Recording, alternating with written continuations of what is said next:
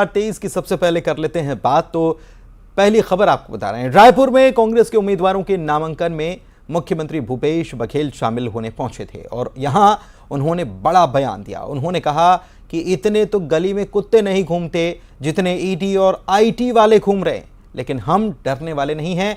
हमारी सरकार आई तो किसानों का कर्ज माफ किया जाएगा। बीजेपी ने केवल जनता के साथ छल करने का काम किया।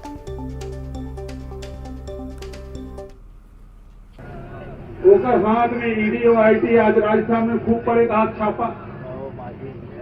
यहाँ थक गए छापा मार मार के।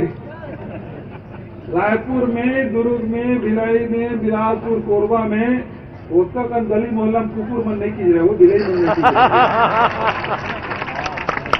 उसका ईडी आईटी वाला मन कीजिए।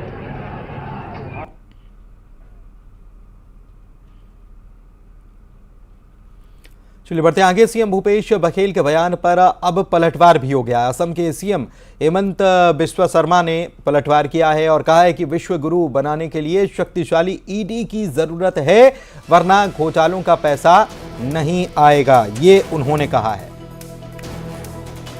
सीएम भूपेश बघेल के बयान पर पलटवार हुआ है।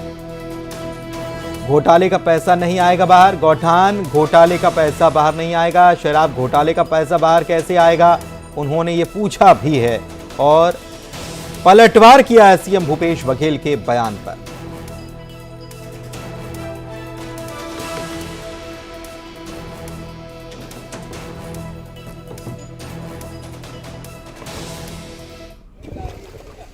ये देश को विश्व गुरु बनने के लिए शक्तिशाली ईडी और सीबीआई का जरूरत है। नहीं तो आप गौठान घोटाला कैसे ढूंढेगा, अब कोयला घोटाला का पैसा कैसे बाहर आएगा, शराब घोटाला का पैसा कैसे आएगा। तो अगर भारत को विश्व गुरु बनना है तो सबसे बड़ा शक्तिशाली ईडी और सीबीआई देश को सही है, नहीं तो काला धन कैसे बाहर आएगा। को मैं धन्यवाद देता हूं कि आप भी समझा कि भारत को विश्व गुरु बनने के लिए काला धन आपका जेब से बाहर होना पड़ेगा, इसलिए देश को बहुत बड़ा ईडी और सीबीआई की जरूरत है। तो असम के सीएम ने कांग्रेस पर निशाना साधा है। एक तरफ मुख्यमंत्री भूपेश बघेल जो हैं वो कह रहे हैं कि इतने तो गली में कुत्ते नहीं घूमते जितने की सीबीआई और आईटी वाले घूम रहे हैं। तो उस पर जवाब हेमंत बिस्वा शर्मा जो हैं उन्होंने दिया है। और उमेश मौर्य हमारे संवाददाता बिलासपुर से लाइव जुड़े हुए हैं इसी खबर पर, उनसे बात करते हैं। उमेश, तीखी बयानबाजी हम देख रहे हैं कि चुनाव में ये उम्मीद भी थी कि तीखी बयानबाजी होगी और अब एक शेर दूसरा सवा शेर बनने पर उतारू है। मुख्यमंत्री ने कहा तो जवाब भी तीखा आया बीजेपी की तरफ से।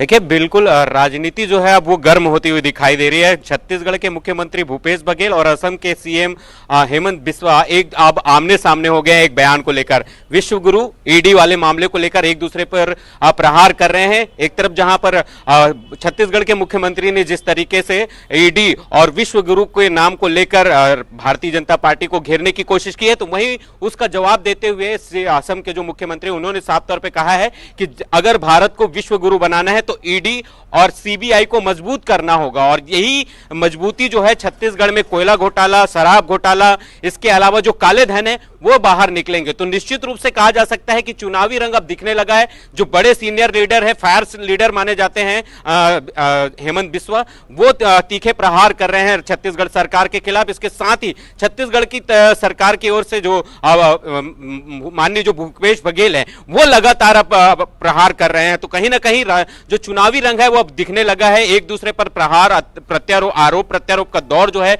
वो शुरू हो गया है। निश्चित रूप से चूंकि आज जो है बड़ी एक सभा यहां पर आयोजित की गई थी, चुनावी रैली के आयोजन किया गया था, जिसमें हेमंत बिस्वा जो है असम के मुख्यमंत्री वो यहां पर शामिल होने आए थे और इस दौरान उन्होंने जब मीडिया से बात करी तो उन्होंने यहां पर नजर आए। चलिए, बहुत शुक्रिया आपका इस तमाम जानकारी के लिए। और महाराष्ट्र अब लिए चलते हैं, प्रधानमंत्री क्या कुछ कह रहे हैं, सुनते हैं।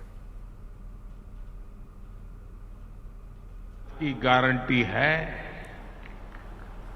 आयुष्मान भारत योजना के तहत गरीबों को मुफ्त इलाज देने के देश ने 70,000 करोड़ रुपए खर्च किए हैं।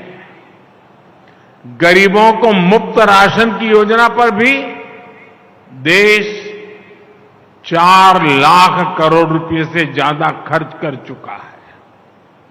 गरीबों के घर बनाने के लिए भी सरकार ने 4 लाख करोड़ रुपए खर्च किए हैं।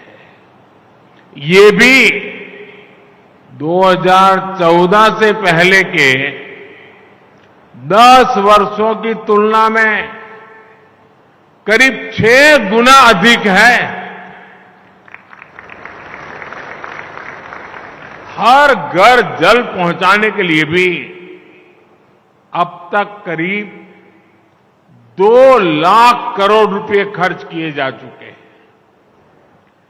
पीएम स्वनिधि योजना के जरिए रेहड़ी, ठेले, फुटपाथ पर दुकान लगाने वाले साथियों को हजारों रुपये की मदद मिल रही है। अभी सरकार ने एक और नई योजना शुरू की है, पीएम विश्वकर्मा। इससे सुथार, सुनार, कुम्हार, मूर्तिकार ऐसे लाखों परिवारों को पहली बार सरकार से मदद सुनिश्चित हुई है। इस योजना पर भी 13,000 करोड़ रुपए से ज्यादा खर्च किए जा रहे हैं। अभी मैं सारे इतने आंकड़े बता रहा हूं, लाखों करोड़ों के आंकड़े बता रहा हूं।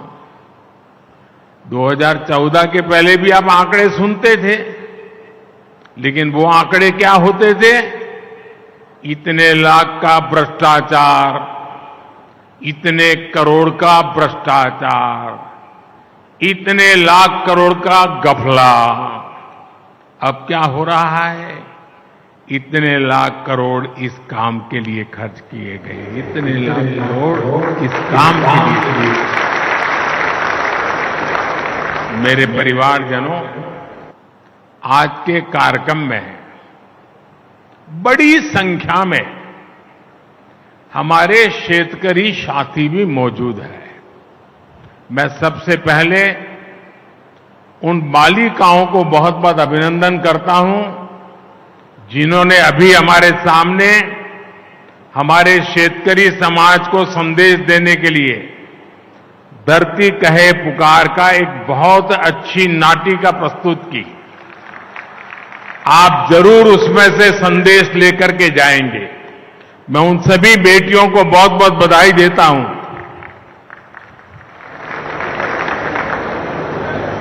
मेरे परिवारजनों, पहले किसानों की सूद कोई नहीं लेता था। हमने पीएम किसान सम्मान निधि इन मेरे शेतकरी भाई बहनों के लिए शुरू की। इसकी मदद से देश भर के करोड़ों छोटे किसानों को। तो शिरडी पहुंचे हुए थे साईं बाबा के, उन्होंने दर्शन भी किए और इस वक्त वे जनसभा को संबोधित कर रहे हैं प्रधानमंत्री नरेंद्र मोदी। चलिए बढ़ते हैं आगे और बात कोरिया की करते हैं, जहां पर बीजेपी की उम्मीदवार हैं रेणुका सिंह और उन्होंने पूर्व मुख्यमंत्री डॉक्टर रमन सिंह को राम बताया और कहा है कि रमन सिंह गरीबों के मसीहा हैं और रमन सिंह नहीं, वो राम हैं।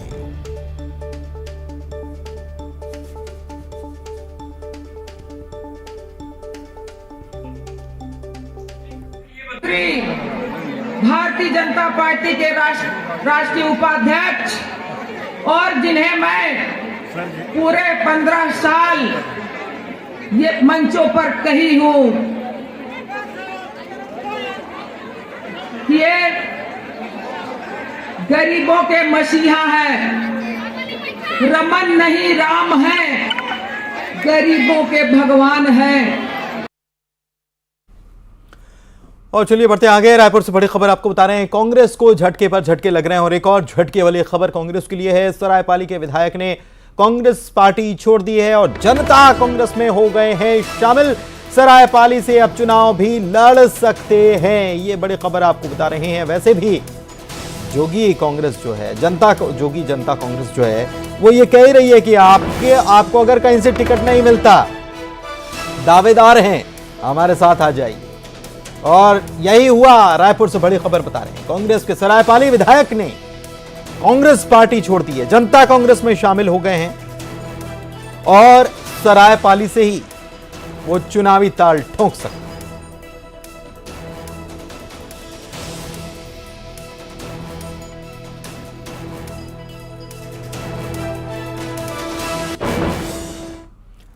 चलिए बढ़ते हैं आगे। पूर्व मंत्री और बीजेपी के नेता अजय चंद्राकर ने कांग्रेस को निशाने पर लिया और जातिगत जनगणना को लेकर दिए बयान पर पलटवार किया। राहुल गांधी और प्रियंका गांधी की जाति पूछ डाली है। सोशल मीडिया एक्स पर उन्होंने लिखा है कि कांग्रेस ने जातिगत जनगणना की गारंटी दी है, तो सबसे पहले तो राहुल गांधी, प्रियंका गांधी वाड्रा का जाति और धर्म उनको बताना चाहिए।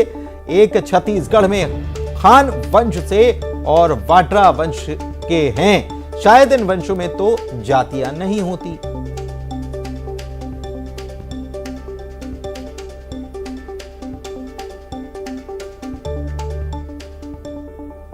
तो अजय चंद्राकर हमलावर हैं और चुनावी वक्त है, और ऐसे में जब जातिगत जनगणना की बात और वादा किया जा चुका है, 4 गारंटियों में यह भी एक शामिल है कांग्रेस की गारंटियों में कि जातिगत जनगणना कराएंगे, तो इसी को लेकर गारंटी दी है। अजय चंद्राकर कह रहे हैं कि गारंटी दी है तो सबसे पहले कांग्रेस को राहुल गांधी और प्रियंका गांधी का जाति और धर्म बताना चाहिए। वहीं विधानसभा चुनाव के लिए जनता कांग्रेस छत्तीसगढ़ ने प्रत्याशियों की तीसरी लिस्ट भी जारी कर दी है और तीसरी लिस्ट में 5 प्रत्याशियों को मैदान में उतारा गया है। प्रत्याशियों के नाम घोषित कर दिए गए हैं। लोरमी से सागर सिंह बैस को मैदान में उतारा गया, तो मुंगेली से डॉक्टर सरिता भारद्वाज को टिकट दे दिया गया है। वहीं सामरी से प्रभा बेला मरकाम मैदान में उतरेंगी और जांजगीर चांपा से रविंद्र द्विवेदी और महासमुंद से राशि महिलांग को टिकट पार्टी ने दिया है।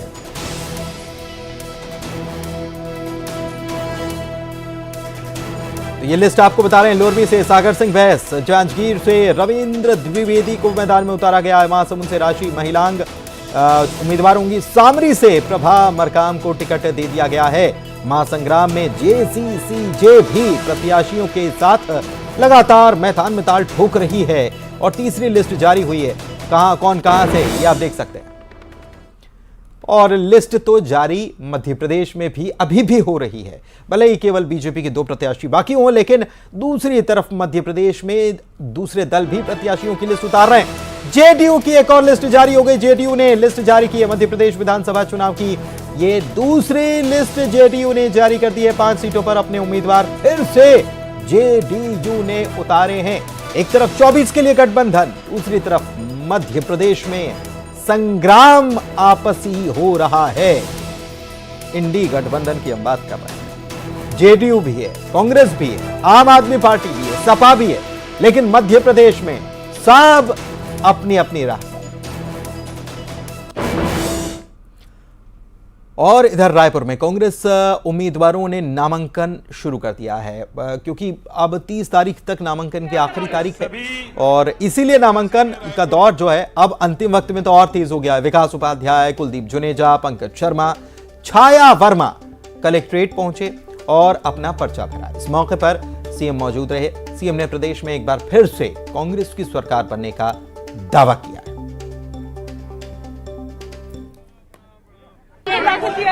सभी प्रत्याशियों ने, रायपुर जिले के हमारे कांग्रेस प्रत्याशियों ने नामांकन दाखिल किया है। सबको बधाई, शुभकामना।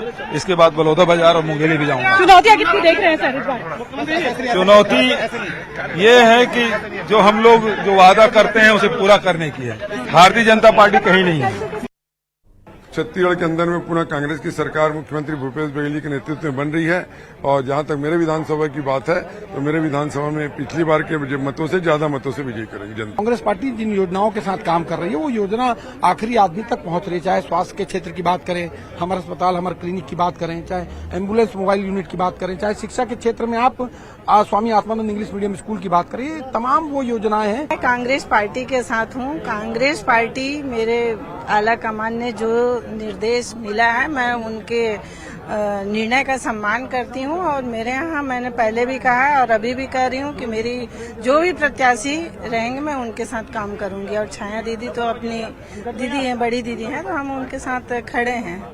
इधर मुख्यमंत्री भूपेश बघेल ने सोशल मीडिया साइट एक्स पर बीजेपी पर निशाना साधा है और लिखा है कि इस बार बीजेपी के लोग भी कांग्रेस को ही वोट करेंगे क्योंकि वे जानते हैं कि कर्ज तो उनका भी माफ होता है। घुमा फिराकर कर्ज माफी की सियासत और वो शायद चाहते हैं, इसलिए लगातार इसी को लेकर वे ट्वीट भी कर रहे हैं। 20 क्विंटल प्रति एकड़ धान तो उनका भी खरीदा जाएगा। पिछले 5 साल में कांग्रेस सरकार के काम से सब खुश हैं, वो ये दावा कर रहे हैं। तभी तो बीजेपी के नेता स्वामी आत्मानंद स्कूल में एडमिशन के लिए चिट्ठियां लिखते हैं। ये उन्होंने